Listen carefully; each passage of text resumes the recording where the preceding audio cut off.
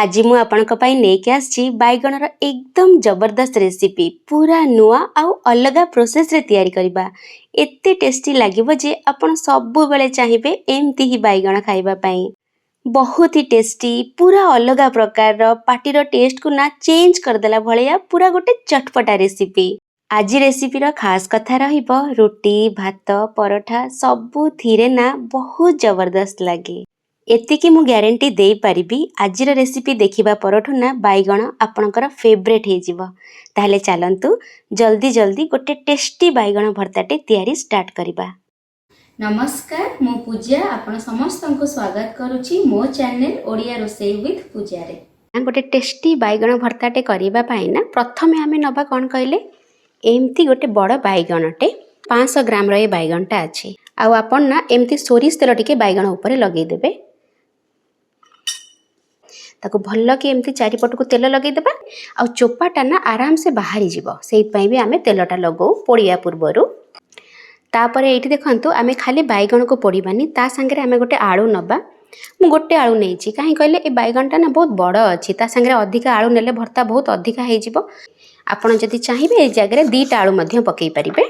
आलू रे किछि तेल लगे दरकार नै सिंपल ताको खाली एमती दी फाळ मु कर देबी। जदि छोट आलू थी ना आप गोटिकिया भी रखिए बड़ आलूटा तो मुझे काटिदेली मझीरू एमती आप गोटे छुरी नहीं कि एमती एमती होल करदेवे। এটা बहुत इम्पोर्टेंट हेले कौन हम ना निआटा ता भितर पशिबो जल्दी भी आमर बैगणटा पोड़ी हम।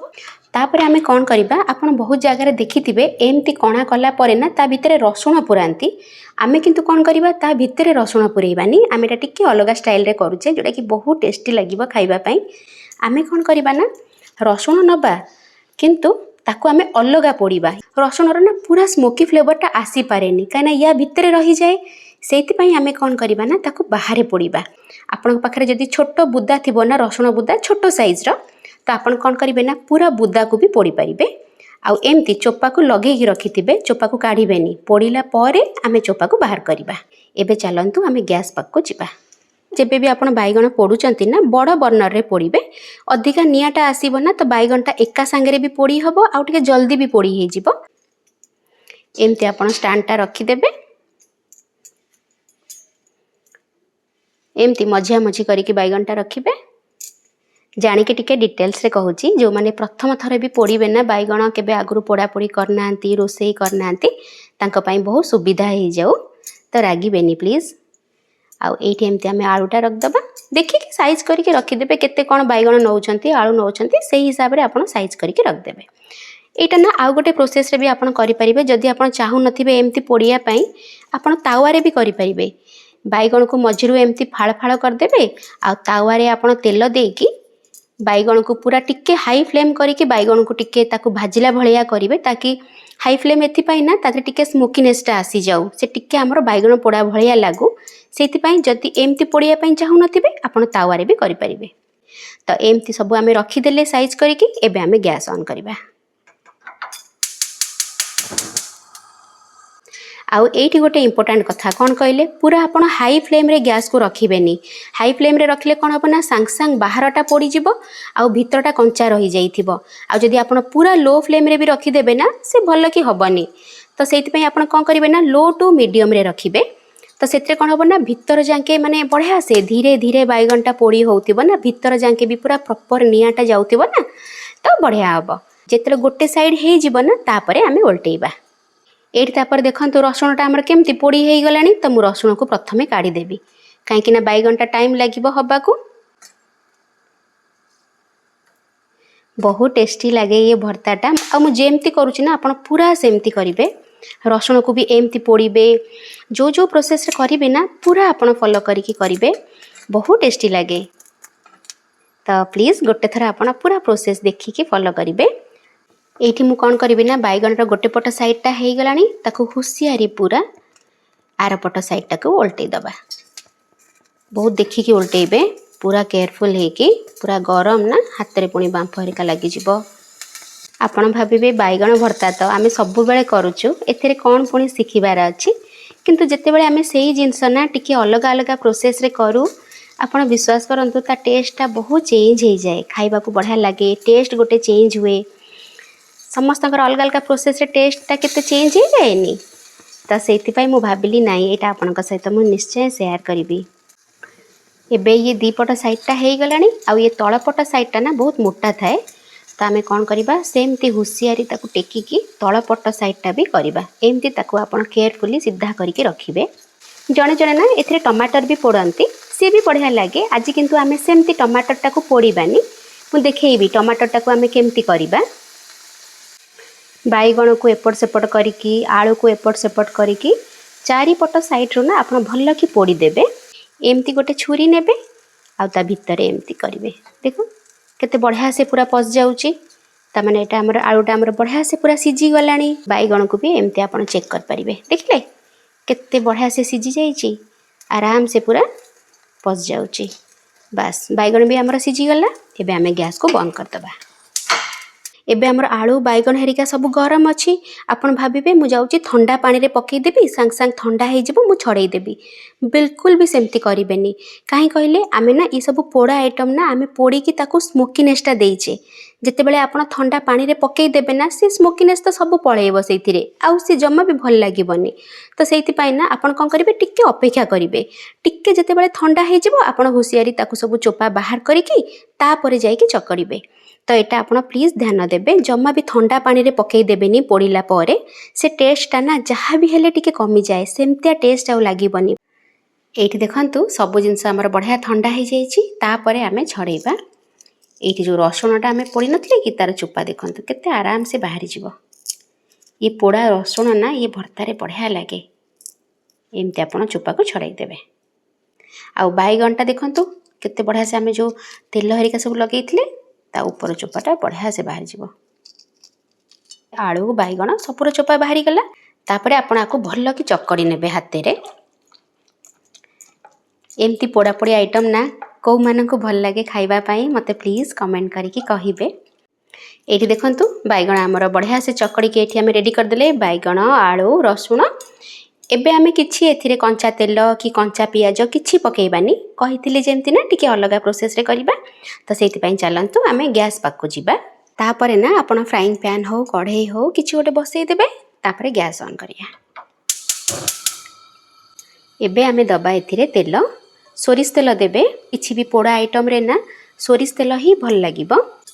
ପାଖାପାଖି ଏଠି ମୁଁ 2ରୁ 3 ଚାମଚ ତେଲ ଦେଇଛି। ତ ସବୁବେଳେ ଟ୍ରାଏ କରିବେ ଟିକେ କମ୍ ତେଲ ଖାଇବା ପାଇଁ। ଏଇଠି ଆମର ତେଲଟା ଗରମ ହେଇଗଲାଣି। ଆମେ ଏଇ ଟାଇମ୍ରେ ଦେବା 1 ଚାମଚ ଜିରା। ଫୁଲ୍ କରିକି ଚାମଚଟା ନେଇଥିବେ। ଯେମିତି ଏଠି ଜିରାଟା ଫୁଟିଯିବ ନା, ଏଇଠି ଦେଖନ୍ତୁ ମୁଁ 2-3ଟା କଞ୍ଚା ଲଙ୍କାକୁ ଛୋଟ ଛୋଟ କାଟିକି ରଖିଛି। ଏଇ ଟାଇମ୍ରେ ଦେବା ତେଲ ଉପରେ। ତାପରେ ଏଇଠି ଦେଖନ୍ତୁ ମୁଁ 2ଟା ଛୋଟ ସାଇଜ୍ର ପିଆଜ ନେଇଥିଲି ଆଉ ତାକୁ କେମିତି ଏମିତି ଛୋଟ ଛୋଟ କରି କାଟି ଦେଇଛି। ଲଙ୍କା ଆମର ଫୁଟିଗଲା, ଜିରା ଫୁଟିଗଲା। ଏଇ ଟାଇମ୍ରେ ଦେଇଦେବା। ଗ୍ୟାସ୍ର ଫ୍ଲେମ୍କୁ ମୁଁ ଏବେ ମିଡ଼ିୟମ୍ରେ ରଖିଦେଲି। ଏଇ ଭର୍ତ୍ତାଟା ନା ମୁଁ ପ୍ରାୟ ଘରେ କରେ। ଆମ ସମସ୍ତଙ୍କୁ ବହୁତ ବଢ଼ିଆ ଲାଗେ। ବହୁତ ଏଠି କଡ଼ା କରିକି ଜମା ଭାଜିବେନି। ଟିକେ ଜଷ୍ଟ ଗୋଲ୍ଡେନ୍ କଲର୍ ହେଇଥିବ ସେଇ ପର୍ଯ୍ୟନ୍ତ ଆମେ ପିଆଜକୁ ଭାଜିବା। ଆଉ ପିଆଜକୁ ନା ଯେବେ ବି ଭାଜୁଛନ୍ତି ଦେଖନ୍ତୁ ମୁଁ କେମିତି ଏମିତି ଗୋଳେଇ ଗୋଳେଇ ଭାଜୁଛି। ମିଡ଼ିୟମ୍ରେ ଫ୍ଲେମ୍କୁ କରିଦେଲି ଆଉ ଗୋଳଉଛି। ଏମିତି କଲେ କ'ଣ ହେବ ନା ପିଆଜଟା ସବୁଆଡ଼ୁ ଏକା ସାଙ୍ଗରେ ଭାଜି ହେବ। ଆମେ ଯଦି ପିଆଜ ପକାଇଦେବା ଆଉ ଛାଡ଼ିଦେବା ତାହେଲେ ତଳପଟଟା ଜଲ୍ଦି ହେଇଯିବ, ଉପରଟା କଞ୍ଚା ରହିଯାଇଥିବ। ଏଇଠି ଆପଣ ଦେଖନ୍ତୁ ପିଆଜଟା ଆମର କେତେ ସୁନ୍ଦର କି ଭାଜି ହେଇଯାଇଛି। ଆଉ ଦେଖିଲେ ଏଇ ଷ୍ଟେଜ୍ ପର୍ଯ୍ୟନ୍ତ ଆପଣ ପିଆଜକୁ ଭାଜିବେ। ବାସ୍ ଏଇ ଟାଇମ୍ରେ ଆମେ କ'ଣ କରିବା ନା 1 ଛୋଟ ଚାମଚ ପାଖାପାଖି ଆମେ ଦେବା ଲଙ୍କାଗୁଣ୍ଡ। ଅପସନାଲ୍ ଅଛି, ଯଦି ଆପଣ ଖାଉନଥିବେ ଲଙ୍କାଗୁଣ୍ଡ ତ ସ୍କିପ୍ କରିଦେବେ। କିନ୍ତୁ ଟିକେ ଏମିତି ଲଙ୍କାଗୁଣ୍ଡ ଦେବେ ନା କଞ୍ଚା ଲଙ୍କା ସାଙ୍ଗରେ ତ ବଢ଼ିଆ ଲାଗିବ। ଆଉ ଅଧ ଛୋଟ ଚାମଚ ପାଖାପାଖି ଆମେ ଦେବା ହଳଦୀ ଗୁଣ୍ଡ। ଟିକେ ଖାଲି ଏଇ ଷ୍ଟେଜ୍ରେ ଆମେ ଦେଲେ କ'ଣ ହେବ ନା ସେ ଟିକେ ତେଲରେ ଭାଜି ହେଇଯିବ ନା, ତା କଲର୍ଟା ବି ଭଲ ଆସିଯିବ। ପ୍ଲସ୍ ତା କଞ୍ଚା ବାସ୍ନାଟା ବି ପଳେଇବ। ଆଉ କିଛି ଏଠି ପାଉଡ଼ର ପଡ଼ିବନି। ଜିରା ଗୁଣ୍ଡ ଧନିଆ ଗୁଣ୍ଡ କିଛି ଆପଣ ପ୍ଲିଜ୍ ପକାଇବେନି। ମୋରି ଷ୍ଟାଇଲ୍ରେ ଗୋଟେ ଥର ଆପଣ କରିକି ଦେଖିବେ। ଏଇ ଟାଇମ୍ରେ ଆମେ କ'ଣ କରିବା ନା ଦେବା ଟମାଟର। ଏଇଠି କ'ଣ କରିଛି ନା ମୁଁ ଗୋଟେ ବଡ଼ ସାଇଜ୍ର ଟମାଟରକୁ ଏମିତି ଛୋଟ ଛୋଟ କାଟି ନେଇଛି ଆଉ ଏଇ ଷ୍ଟେଜ୍ରେ ଦେବା। ଗ୍ୟାସ୍ର ଫ୍ଲେମ୍କୁ ମୁଁ ଏବେ ମିଡ଼ିୟମ୍କୁ ନେଇ ଆସିଲି। ସ୍ଲୋରେ ରଖିଥିଲି ନା ପାଉଡ଼ର ସବୁ ପକାଇଲା ବେଳେ। ଟିକେ ଏଠି ଟମାଟରକୁ ନା ଟିକେ ଅଧିକା କ୍ୱାଣ୍ଟିଟିର ପକାଇବେ ତ ଭର୍ତ୍ତାଟା ବଢ଼ିଆ ଲାଗିବ। आउ मीडियम फ्लेम रे ना टमाटर को टिके नरम हवा जाके ना एठी एमती भाजी नबा। मो चैनल रे जदि आपण नुआ थिबे ना आउ आपण को मो वीडियो पसंद आस्थिबो ताले सब्सक्राइब करिवे आ मते कमेंट भी करिवे आजिर वीडियो केमती कोन लागिला आपनकु। मु अपेक्षा करथिबी पूरा अपेक्षा करथिबी आपनकर कमेंट रा। आमे ना बैगण भर्ता को बहुत लाइटली नौनु आमे भाबू कौन गोटे बैगण भर्ता तो किंतु आपण देखिबे सेही बैगण भर्ता को ना आपण टिके अलगा प्रोसेस रे करिवे आउ माने तार टेस्टटा भी चेंज हो जाए आउ सेही बैगण भर्ता आपण देखिबे जहा को आपण एते माने पचारू नथिबे सी भी बहुत टेस्टी लागे। एठी आपण देखि परुथिबे टमाटर भी हमर बढ़िया से एठी कसी हे गलानी। ए स्टेज रे हमें कोन करबा ना ये जो मैगी रो आसेनी कि मैजिक मसलाटा एटा दबा आउ ए स्टेज रे दबा कहीं कहले आपण जदि भर्ता ऊपर पकेबे ना ये जो सब मसला पैकिंग हे थाए ना बहुत माने बहुत आगुरु पैकिंग हे थाए तो सेति पय ना आमे जबे तेल रे टिक्की भाजी दो ना एमती मसला जिंस तो सी बहुत पुनी फ्रेश हे जाए मसलाटा माने तार फ्लेवरटा आउरी बहुत एनहांस हे जाए सेति पय आमे ए टाइम रे दबा। एटा ना माने मेन जिंस आपण जम्मा भी स्किप करिवेनी। एटा किछि प्रमोशनल नुह मते केही पैसा देइनांती मु एते फेमस भी नुह मते की दबो पैसा प्रमोशन करिया पई किंतु यार टेस्ट बहुत भल लागे माने एई भर्ता रे खास करिकि पकेइले ना सेति पई एटा आपण सियोर पकेइबे। गोटे पाउच आमे पकेइ दबा एई मैगी मसला रो तापरे आपण मते कहिबे टेस्टटा आपण को केते बढ़िया लागिला। मसला पकेइले टिक्के खाली कसी देले बस एई टाइम रे आमे कोन करबा आमे जो बैगन को चकड़ी के रखथिले एटा दे दबा। गैस रो फ्लेम को मु एबे पुनी मीडियम को नै आसीबी तापरे आमे आको गोळै नबा। एठी आमे कोन करबा ना संग संग ये जो बैगन चकड़ा को पकेई की टिक्के गोळै की बंद कर दबानी बिल्कुल सेमती करिवेनी। एठी भल्लो की टिक्के 2 रु 3 मिनिट पाखा पाखी ना को टिक्के कसीबे गैस रो फ्लेम को मीडियम रे रखी की एटा बहुत इंपोर्टेंट स्टेप। आपण भाबिबे सब तो हे गला बैगन पकेबे गोळै गाळे गैस को बंद कर देबे सेमती करिवेनी। केतिके आपण बैगण आलू हेरिका नहीं छंती ताको देखिके पकेइबे लूण बस लूण पकई देले एबे गोळै नबा। टिक्के कसी नेबे जे ता टेस्टटा देखिबे बढ़िया बढ़ी जीवो बहुत। छोट छोट कथा मु कहूची किंतु आपण अप्लाई करिके सब देखिबे आपण निश्चित देखिबे नॉर्मल आपण जेबे करंती बैगण र भर्ता हेरिका आ एई बैगण र भर्ता रे ना आपण को टेस्ट रो केते फरक लागिवो देखंतु भल देखा ना। बस ये आमर रेडी हो गला बैगण भर्ता। एबे आमे कौन करबा ना गैस को बंद कर दबा ऊपर टिके धनिया पत्र पकई दबा। गैस को बंद करके पकेबे सबु पत्र जिनस ना ता फ्लेवरटा केमती रहू सेत पई गैस को बंद करा जाय कि ही पक्का हुए। एमती आमे टिके पियाज रख दबा ताकि आम भर्ताटा ना बहुत सुंदर देखा जिवो। तापरे एमती कंचा लंका को मझिरु खंड करके काटी देइथिली ताकू टिके सजै नबा। आम बैगण भर्ताटा पूरा एबे रेडी हो जाइए सर्व करिया पाई। देखंतु ता लुक्सटा केमती लागुची मते खाली कहंतु। यदि आपण पोड़ा पोड़ी खाइबा पई पसंद करथिबे ना आपण को तो बहुत बढ़िया लागिवो।